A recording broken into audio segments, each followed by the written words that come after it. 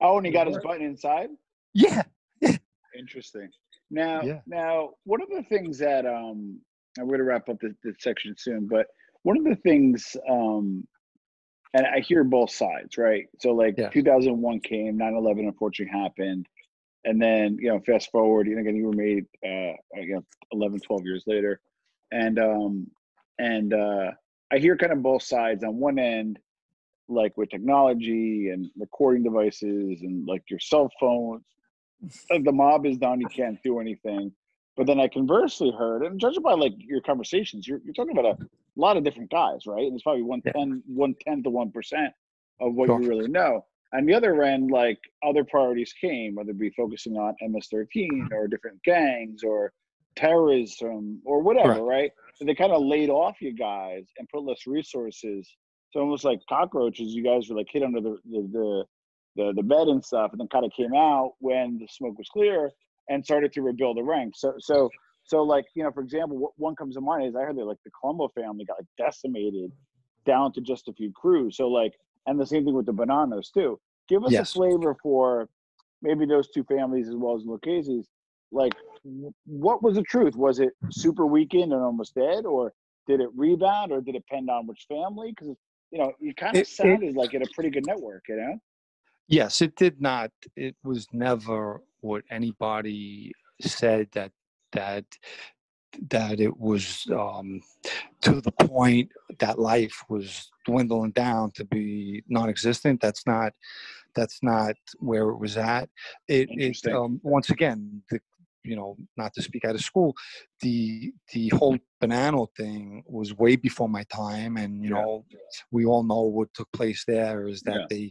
they brought this agent in, and he did damage to them, and because of that they were like punished by the Yeah. commission, and they were like no one really was doing much with them. They lost their seat on from what I heard on the commission, Yeah. and but once again, not speaking at school, Joey Messina brought them back because Yeah. they were in trouble. So probably back then, more than any time, was a family in big trouble. Was right when he took it over, and he brought it back, and he brought them to a good place where they were strong. And it's funny because the guy who brought them back took them down, and full circle he came, right. But as far as law enforcement, I think the biggest thing that happened was 9/11.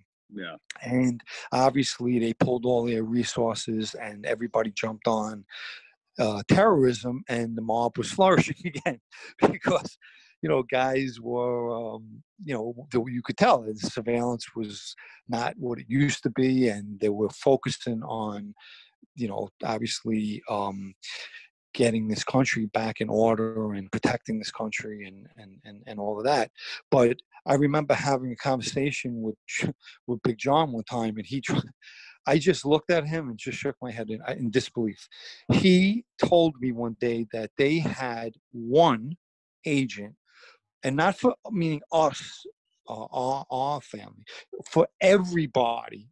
I said, John, are you kidding me right now? He says, I says, where are you getting this from? He says, listen to me, it's fact. I says, tell me where it's coming from. Where would you get that information from? I read it in the Times. I think he said the Times. I says, wait, are you crazy? You're going to put out propaganda to make us think they got one guy? Come on, that doesn't even sound normal. And obviously it was not. Yeah. That's not the case. Yeah, But yeah. I do. I mean, obviously they're they dwindle down in size, but look, we all know the government is out there, the FBI is out there, and they do their due diligence. You just when they want you, they got you. That's a fact. Now, before we conclude, though, one of the things about you is I believe there wasn't even a FBI folder or jacket on you. Like you Well, weren't even, right? yeah. Well, that's not true. I mentioned a little bit that um, he, they heard my name through a guy in Staten Island.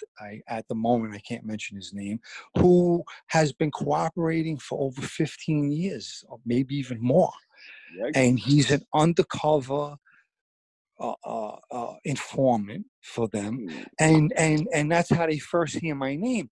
But hearing my name and building a folder on me is two different things. They couldn't. They had Tom, and this is not me saying. This is coming from them. Yeah. They had nothing on me. They had no cases on me. They Nice. had no indictments. They had no secret indictments. They had nothing on me to. I was wanted for nothing. They had nothing on me. And part of that was not because maybe people say, well, he was nobody. No. Part of that was because of the way I was taught to go about that life. And I was taught by old timers. And that was the way you were supposed to do things. You wasn't supposed to run around. The difference between me and Anthony Guzzo, who got straightened out on the same day, Anthony would turn around and tell me about people. I said, where do you meet all these people? And he was meeting everybody under the sun. And conversely, I was low key. I was only meeting who I had to meet. And that takes you a long way. But gossip will put you out there, and your name will start.